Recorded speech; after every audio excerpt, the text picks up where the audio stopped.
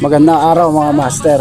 May nag-request na isa nating followers na pakita daw natin kung paano tayo gumagawa ng pain sa bangos na masa dahil hindi daw nila ma-perfect.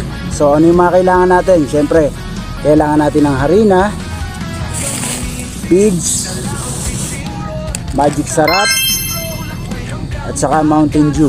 Yun yung mga gagamitin natin ngayon. Actually pwede naman talaga kahit ano, dahil ang bangos kakagat naman talaga yan pagka nagugutom.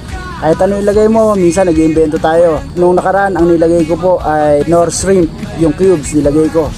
Ayun, kinagat naman. Tapos yung iba naglalagay din ng cheese powder. Conforme po sa inyo kung ano yung gusto nyo gawin. Pero tayo po, ganito tayo gumawa ng masa. Una, ilalagay muna natin tong pigs. Ayan, pellet po yung ginamit natin ngayon. Bahala kayo, conforme sa inyo kung ano gusto nyo pigs. Kaya lang po, konti lang. Ganito, konti lang muna. Ganyan lang, konti. Tapos syempre, lalagyan na natin ng tubig para yan po ay lumambot na. Palalambutin muna natin yan.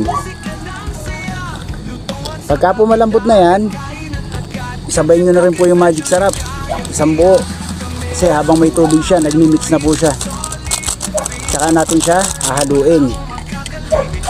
Ganyan lang po. Ayan po, lalambot na po yan. Kaya lang pagka pellet po medyo matagal kasi, kaya yung iba ginagamit nila cheat booster. Conforme po sa inyo, basta kahit anong klase ng masa pwede po yan. Mas effective po kasi ito sa bangos. Yan, medyo matagal po siyang lusawin, no? Tsagaan nyo na lang. Itong pigs, konti lang, mas marami ang harina para makunat siya, hindi siya bumibitaw. Parang yung jowa mo hindi bumibitaw, mahal na mahal ka. Ano lang po. Yan, nagmimix na siya, oh. Medyo matigas lang kasi pellet yung ginamit natin ngayon. Talaga magtsatsaga tayo na yan ay durugin. Pero kung ang gamit yung cheek booster, dahil yun po ay pino na, madali na, ilalagay nyo na lang yung harina.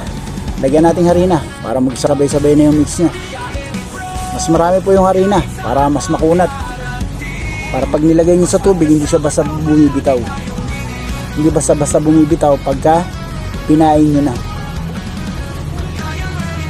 So ayan, lalagyan ulit natin ng Mountain Dew. Nag-iimbento tayo ng pain. Ganyan lang, tsaga-tsaga lang, mix. Tapos yung texture po niya hanggang makuha natin yung tamang texture niya.